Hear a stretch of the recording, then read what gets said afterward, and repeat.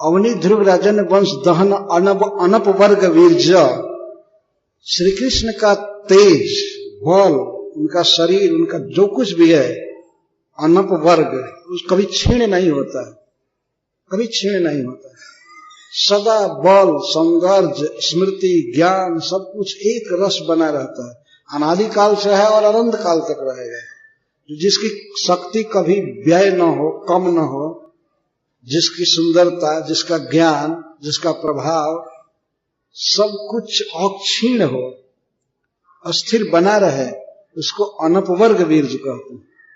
भगवान के धाम में प वर्ग नहीं है। इसलिए प्रभुपाद जी अर्थ करते हैं, इस संसार, ये जो संसार है प वर्ग है और भगवान का धाम जो है अप वर्ग है।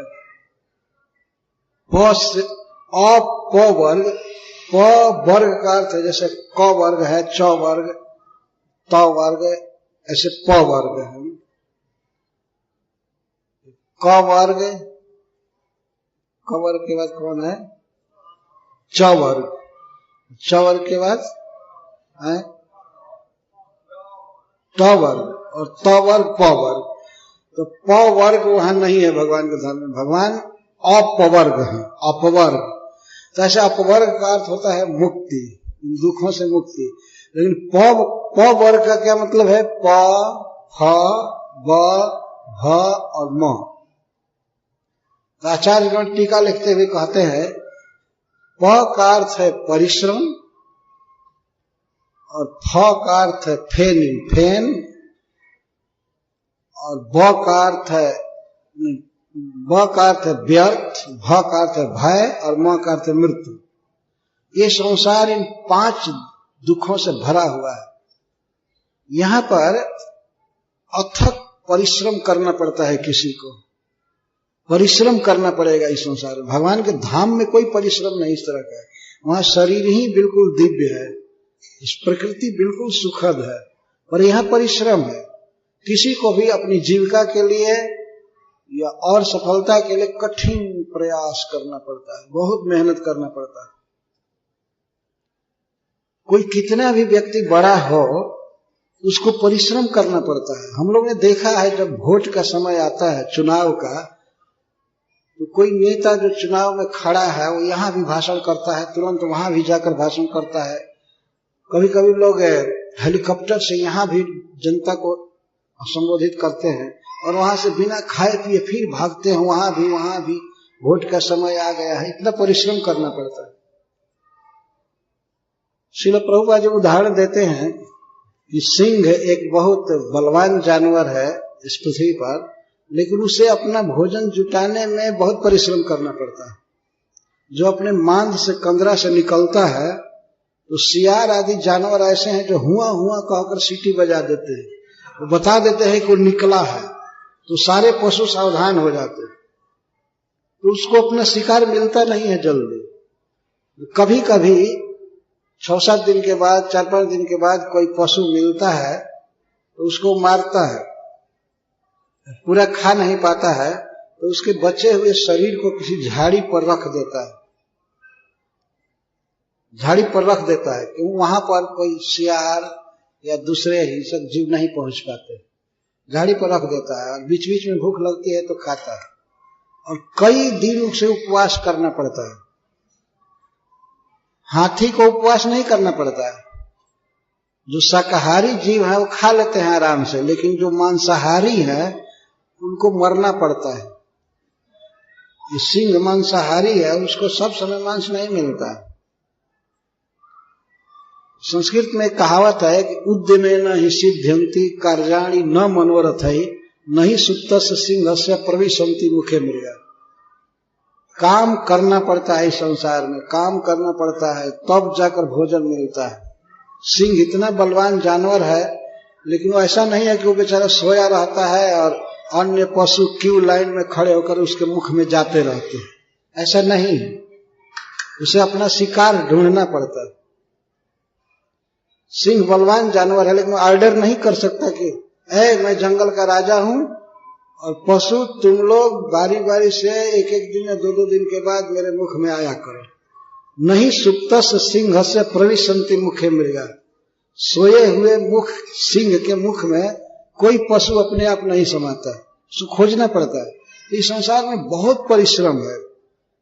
कितना परिश्रम है? परिश्रम करते करते करते करते प के बाद फ कि फेन मुंह से निकलेगा।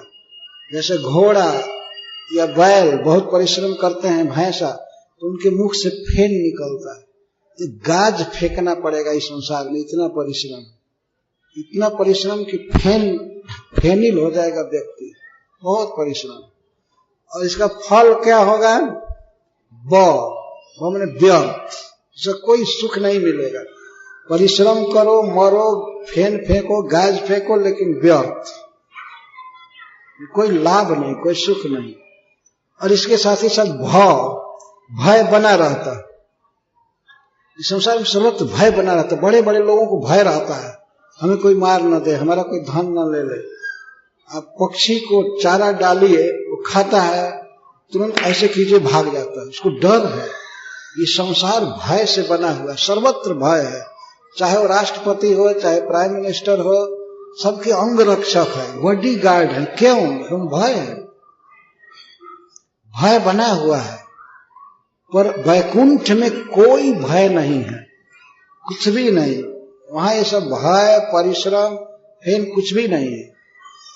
एक तो भय बना रहता है जिंदगी भर कई प्रकार से, और अंतिम परिणाम क्या होता है? तो परिश्रम कीजिए, फेन फेंकिए मुख से, व्यर्थ सब होगा, भय बना रहेगा, और फिर मर जाना पड़ता है। यह है पवर्ग। लेकिन भगवान श्री कृष्ण अपवर्ग है, इस पवर्ग से बिल्कुल ऊपर। वहां कोई परिश्रम नहीं, कोई फेन नहीं, कोई भय नहीं, कोई व्यर्थ काम नहीं होता, भय नहीं होता, मृत्यु नहीं। इस संसार में तो कोई कितना भी बलवान है, बहुत तेजस्वी है, बहुत बलवान शरीर है, एक दिन लाठी लेकर चलना पड़ता है। आज इंद्रियों की शक्ति कितनी भी तेज हो, लेकिन चश्मा चढ़ाना ही पड़ता है ना। तो जवानी में ही अब लड़के भी चश्मा चढ़ाने, इसी तरह से इंद्रियों की शक्ति कमजोर। ये प्राकृतिक जगत का हिसाब है। कुछ दिन में लाठी लेकर के चलना पड़ता है, दो पैर से सीधा खड़ा हो ही नहीं सकते। और वह भी खत्म हो जाता है, शरीर गिर जाता है, हॉस्पिटलाइज्ड होकर के फिर श्मशान में जाकर कृमि बीट भस्म खत्म। इसको पवर्ग कहते। लेकिन भगवान श्री कृष्ण का जो स्वरूप है, श्री विग्रह है, उसकी शक्ति कभी क्षीण नहीं होती है, और नित्य नूतन रहता है, नित्य नवीन, नित्य यौवन में रहता है। आद्यम पुराण पुरुषम नवजौवनम। भगवान आदि पुरुष हैं, लेकिन फिर भी नव यौवन है। लगता है बस अब जवान होने जा रहे हैं। जवान पूरा नहीं है, किशोर अवस्था के, नव यौवन कहते। कोई भी देखेगा, आज से करोड़ वर्ष पहले कृष्ण को देखा होगा कोई, तो जितनी उम्र के हैं उतने ही उम्र के अभी भी हैं। उस समय भी लोग कहते थे कि अब ये लड़का जवान होने जा रहा है, और करोड़ों वर्ष के बाद कोई देखे तो कहे कि ये लड़का जवान होने जा रहा है सबसे पूर्वज।